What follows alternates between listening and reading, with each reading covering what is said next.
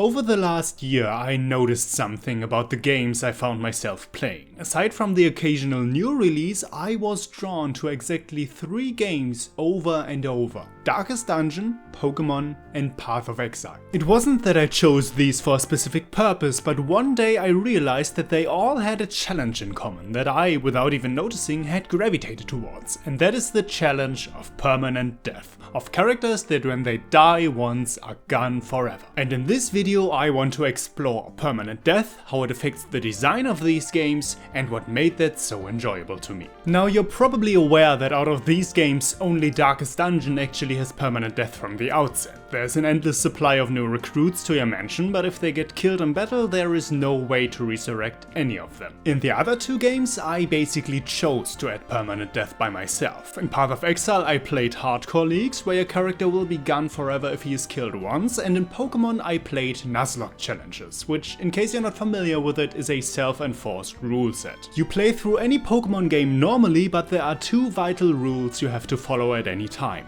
1, you may only catch the first Pokemon you encounter on every new route, meaning if you fail to do so you don't get a second chance, and 2, when your Pokemon faint in battle they are considered dead and have to be released. And if your entire team gets killed at once, the game is over. So the question is, what do all these games have in common? How come I can get the same kind of very specific challenge out of a JRPG, a turn-based roguelite and a fast-paced hack and slash the moment permanent death is added to the formula? Well, let's unravel this. The first common component is definitely an abundance of RNG. This goes without saying for Darkest Dungeon and Path of Exile, considering that they are both entirely based on procedural generation. All of their areas, enemy placements and loot are randomly generated, and all of their combat mechanics rely heavily on chance. Chance to crit, chance to freeze, chance to find a rare item, damage ranges on attacks and so on. In Pokemon we have to look a bit deeper. Obviously Pokemon combat relies on chance as well, considering many status effects like paralysis and confusion trigger randomly, and of course the number 1 reason people lose Pokemon in a Nuzlocke run is from eating a critical hit. But going through any Pokemon game normally is a very linear affair, and enemy trainers and obtainable items always stay the same, so in the overall progression of this series there's much less randomness involved. Nuzlocke rules, however, add another heavy RNG factor by only allowing you to catch the first Pokemon you see on every route. What Pokemon you will encounter first is obviously random. Maybe it's something that'll help with the next gym, or maybe you run into 3 bug types in a row and now have a huge problem covering certain type weaknesses. The random component of encounters can really screw you over if you're unlucky. But just how vital RNG is to spice up games with permanent death mechanics is shown in a little program called the Pokemon Randomizer. People who play Nuzlocke runs a lot and know all the Pokemon games by heart use this program to get a better challenge out of them by basically creating in Pokemon what you already have in Darkest Dungeon and Path of Exile: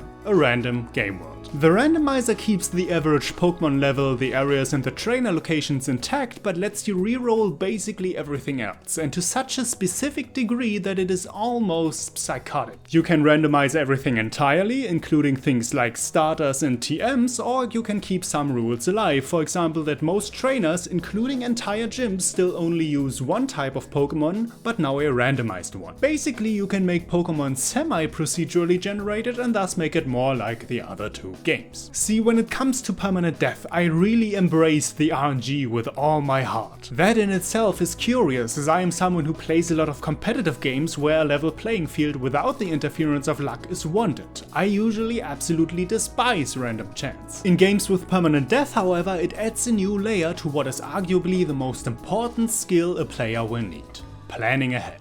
All the games in question here offer you different ways to prepare for your next mission, like buying supplies and choosing your party composition in Darkest Dungeon. Planning is important specifically because of the random nature of these games. You may face any enemy from a wide pool of possibilities, and any ability you use has a chance to fail. That means ideally you want to be prepared for all of these possibilities, considering that any of them can mean your death. And since death is permanent, there are no do-overs, so trial and errors out of of the question. At that point, the preparation in itself becomes a science, an evaluation of probabilities. How likely is it that Darkest Dungeon will spawn a mini-boss right before the dungeon boss? How likely is it that your paralyzed Pokemon is going to waste the next turn? Playing these games makes you very aware of these chances, and it forces you to memorize them very quickly, which I really enjoy. You see, the beauty of these systems is that you as the player have no right to complain if something goes wrong. It is your task to consider that bad RNG might ruin your current plan, so the best preparation is the one that factors this in and has a plan B ready for any worst case scenario. That is why some games are more suited for permanent death than others. You'll notice, for example, that in all games I'm talking about here, there are phases where planning is specifically allowed. Phases where the player has all the time in the world to consider his options and decide on how to proceed, or if he is even willing to take on the next fight. Pokemon and Darkest Dungeon obviously are turn-based, so strategizing happens at every single turn. You are also mostly aware of when fights will happen, given that Pokemon, for example, shows you trainers waiting for you ahead, and Darkest Dungeon gives you a chance to scout the surrounding corridors. Path of Exile having real-time combat falls out of that roster, but even there you get these moments a lot. Many interactable objects, like strong boxes or essences for example, will show you beforehand what kind of monsters they will spawn. And a big part of the endgame of Path of Exile is clearing so-called maps, which are items that basically create portals to small randomly generated areas for you to farm, and they tell you beforehand what kind of negative effects or monster buffs these areas will contain before you enter. Now this shows us two things. Not only is it important for permanent death games to have multiple phases in the gameplay loop that allow for planning ahead, the level of information a player has about upcoming dangers is also crucial. And what is noticeable here is that Pokemon titles, which obviously haven't been designed with permanent death in mind, give you little information on their own, while Darkest Dungeon, where permadeath is a main aspect of the original game, is very nuanced about it. Here we have scouting, which I mentioned earlier, where you reveal in what surrounding corridors you will find battles or treasures or even both. So basically information has been turned into a mechanic in and of itself. Now triggering the scouting mechanic in Darkest Dungeon is obviously very desirable, and you can equip items that increase the chance of it happening. Doing so, however, comes with a downside, namely that there are only 2 item slots on each of your characters, so increasing your scouting chance comes at the cost of other items with which you could boost your damage or survivability. The player basically has to make a decision. Does he go through the dungeon with less information but more combat prowess, or the other way around? Which alludes to the next important design aspect of these games. Scarcity. Only 6 Pokemon with 4 moves, only 4 heroes with 2 item slots, only 1 character with 10 item slots. Scarcity puts an upper limit on how prepared you can possibly be. A player in Path of Exile, for example, needs to maximize all of his resistances at 75% while getting as much defense, life and damage output as possible, and with only 6 out of 10 item slots having sockets, the amount of skills you can bring with you is limited as well. A player in Pokemon needs to have an answer for every type he may face, but given that you can only catch 1 Pokemon per route, the overall amount of available party members is finite. So you can come close to it in these games, but you will never be equipped and prepared enough to be safe from everything the RNG can cook up, which forces you to make important decisions and always leaves doubts in your mind if you're gonna survive.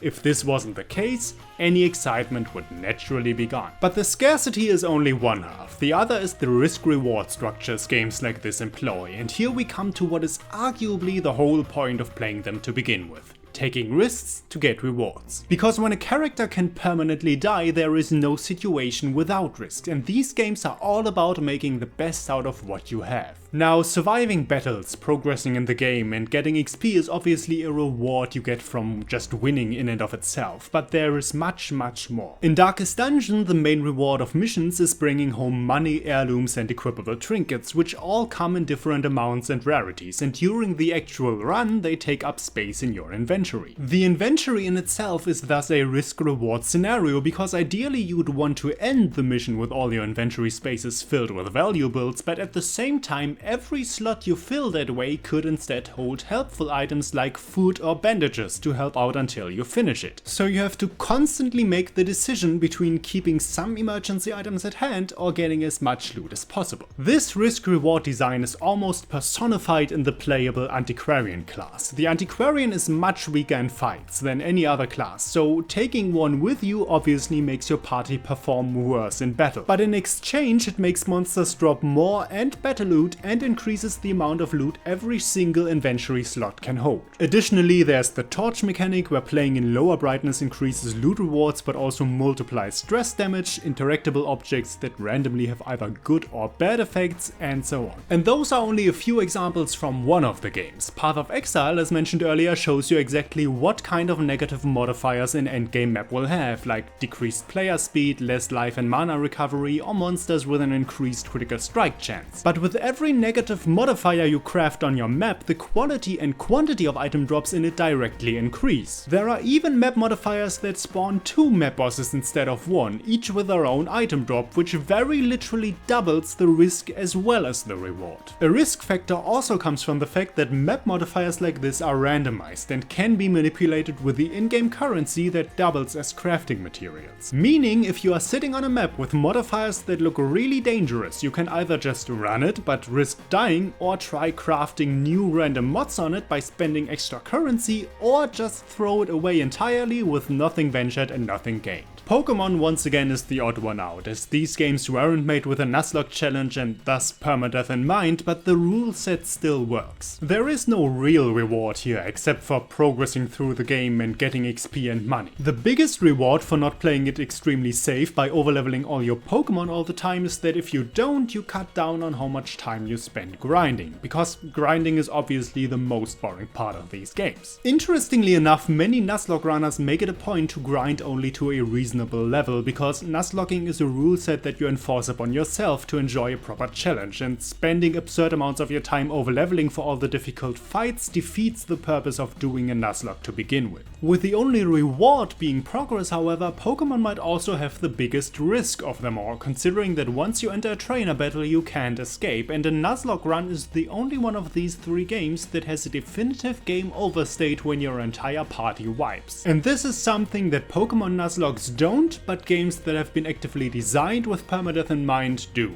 They make sure you don't lose everything when you die. In Path of Exile, items stored in your personal chest as well as your guild's chest are accessible to all your characters in that league, making it prudent to immediately get large amounts of currency and valuable items off your individual characters and into your boxes. In Darkest Dungeon, the upgrades to your town hub are permanent, and no matter how many characters you lose, the town will always provide you with new recruits. That means there's no real reason to start a completely new game, even though how much time it takes to grind new characters is admittedly still one of the biggest complaints about these titles. But ultimately it is important for games with permanent death to extend these olive branches, because it can be massively frustrating to lose everything, so cutting down on how much time you have to spend catching up keeps a player motivated. And even in a Nuzlocke run you can still recover from the death of a few party members as long as you have something to replace them with in your box. So there we go, this is the beauty of permanent death. The way it can give you a comparable kind of challenge from titles that are by themselves very different. We've seen a bunch of commonalities in the games that we talked about in this video. The reliance on heavy RNG, the requirement of planning coupled with phases that allow for reassessment of the current situation, the elements of scarcity in your equipment and team composition, the risk-reward decision making, and finally a way to keep some of your resources even when you can lose your characters forever. All of these, as differently as they are implemented in these titles, work together to produce some of the heaviest tension I have ever felt playing games. And that is why I love the concept of permanent death, and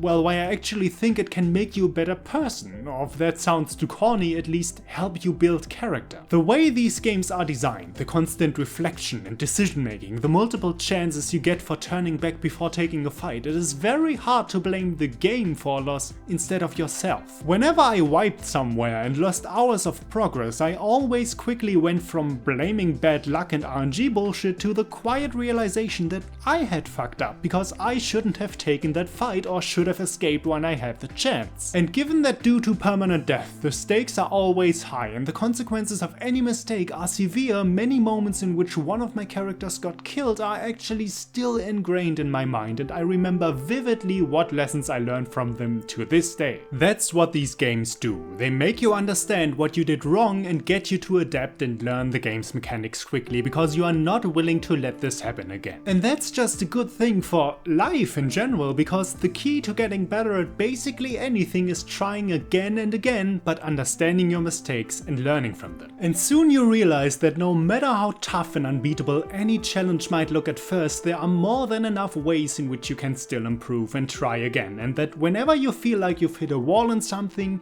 maybe the actual wall is in your head. Or maybe I'm just reading too much into my time with permanent death games. Bouken, signing out.